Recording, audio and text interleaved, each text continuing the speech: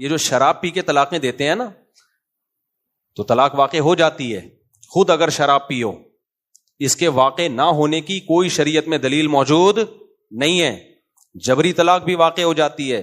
اچھا, جب میں نے جبری طلاق کی بات کی نا کہ زبان سے 2 جبری طلاق تو واقع ہو جاتی ہے, تو کچھ لوگ کیا کرتے ہیں, جو میرے پورے دلائل نہیں آدھے دلائل دے کے اس پہ ری ایکشن ریکارڈ کروا دیتے ہیں مختلف قسم کی سرکاروں سے. تو یہ خیانت ہے.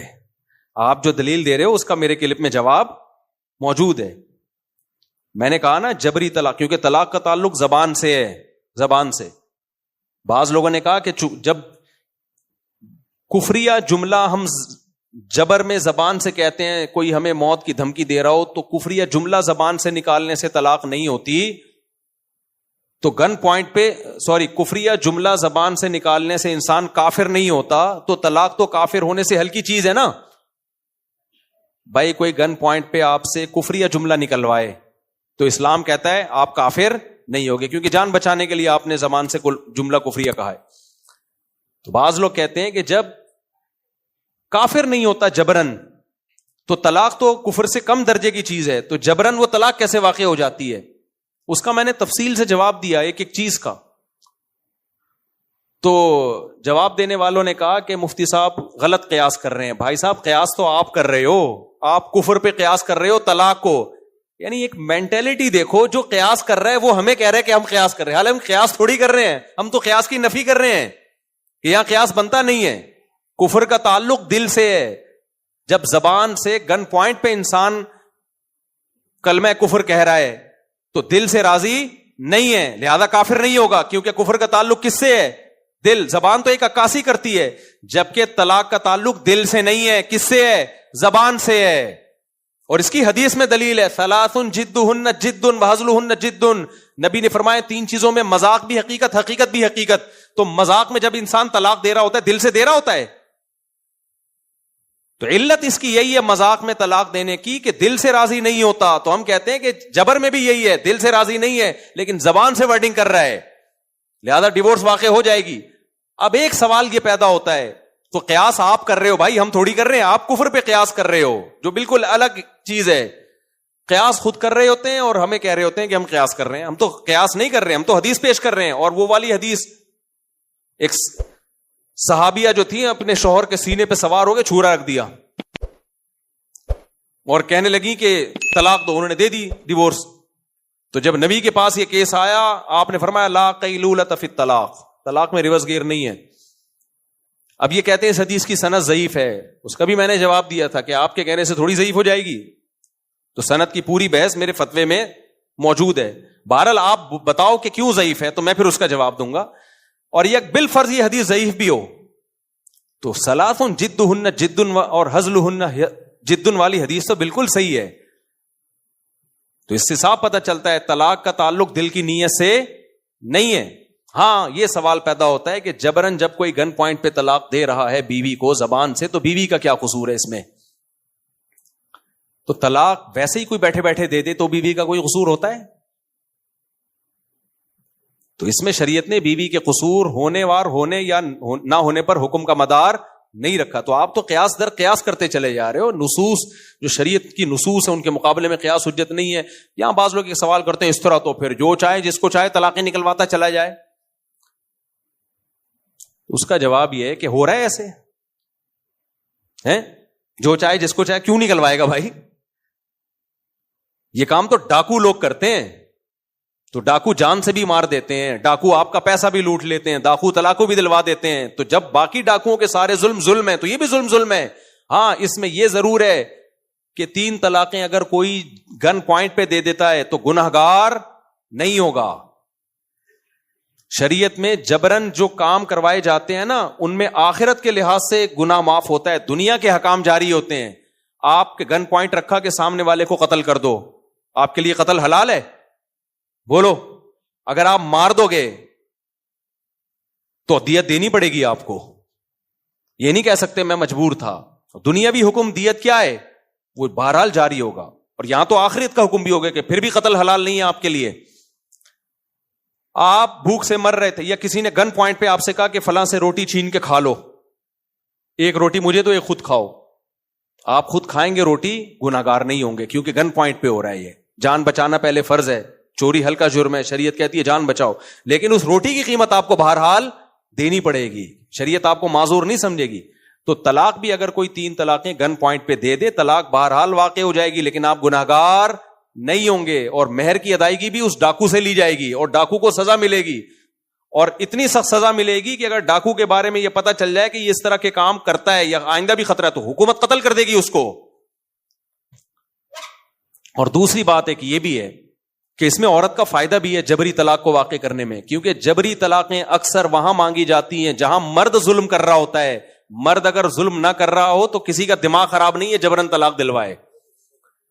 آج کل عدالتی خلا کا جو حال ہے, شریعت کا کہاں خیال کرتی ہیں خلا عدالتیں, تو یہ بیچاری مجبور اور لاچار عورتیں کہاں جائیں. تو ان کا یہی حل ہے کہ گنڈے بدماشوں کو پیسے دیے جائیں, اور ایسے کیس ہمارے سامنے آئے ہیں, مرد ظلم کر رہا ہے, مار رہا ہے, پیٹ رہا ہے عورت کو, اور کورٹ میں جب کیس جاتا ہے تو کورٹ شریعت کا خیال نہیں کر رہی, کورٹ نہ ثبوت مانگ رہی ہے. بہت سارے مسائل ہوتے ہیں بھائی, اور کچھ مار پیٹ تو ایسے تو گواہی نہیں ہوتے اس کے اوپر, وہ رشتہ داروں کو پتا ہوتا ہے. اب گواہوں کے بغیر اگر کورٹ فیصلہ کر دے گی تو کورٹ کا فیصلہ نافذ نہیں ہوگا, کیونکہ اس کا امکان ہے کہ عورت جھوٹ بول رہی ہے.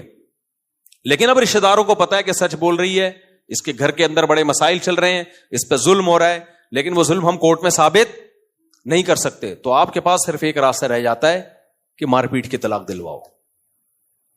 تو اس میں بہت ساری مظلوم عورتوں کا فائدہ ہے. اس کا صحیح استعمال زیادہ ہے, غلط استعمال نہ ہونے کے برابر ہے.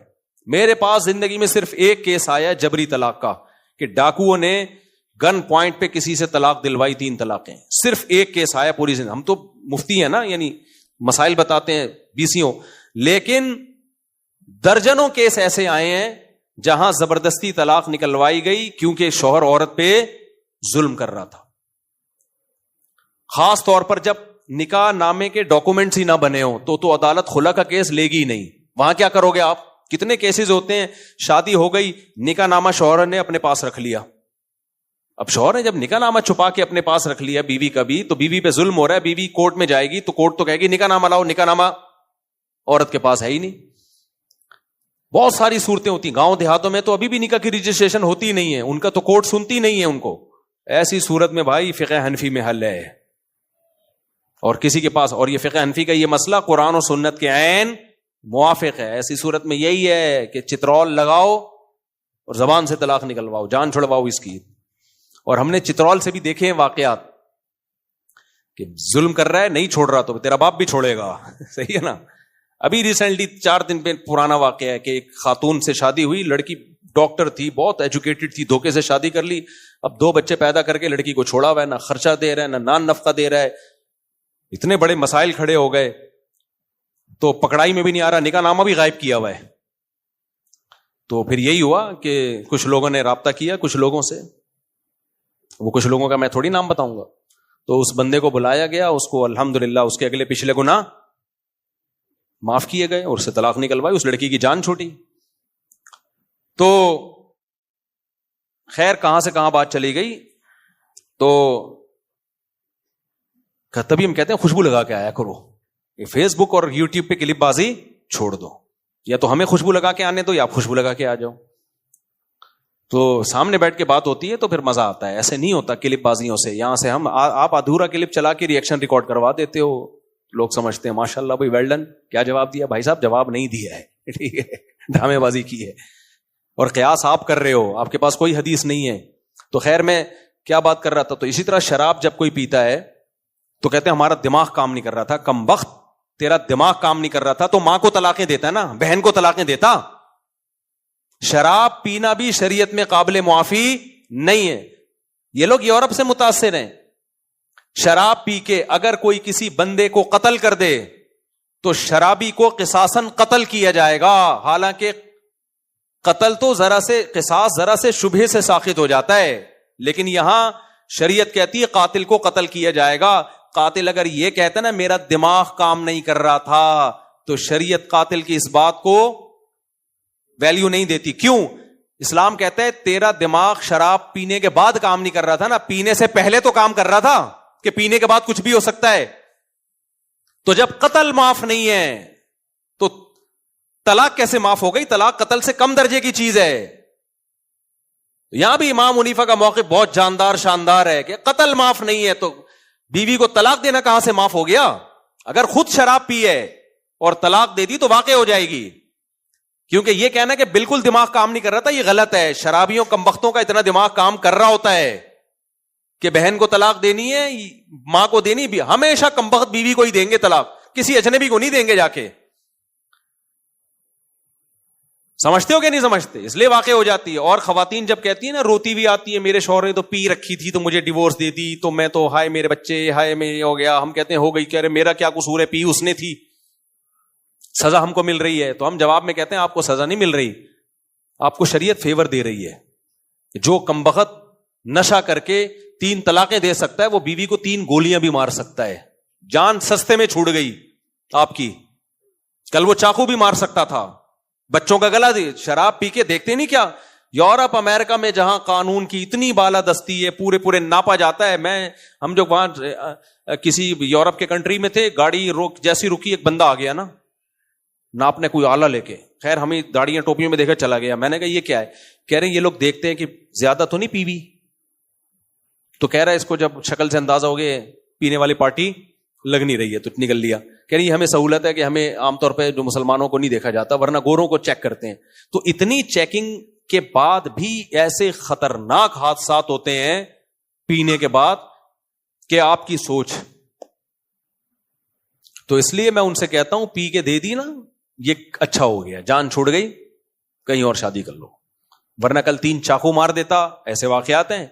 اپنے کزن کو گولی مار دی شراب پی کے, دشمنیاں چلی ہیں, جیل میں چلے گئے, عمر قید کی سزا ہو گئی. بہت مسائل ہیں. تو شراب کوئی ہلکا جرم ہے کیا؟ کچھ بھی ہو سکتا ہے بھائی پینے کے بعد.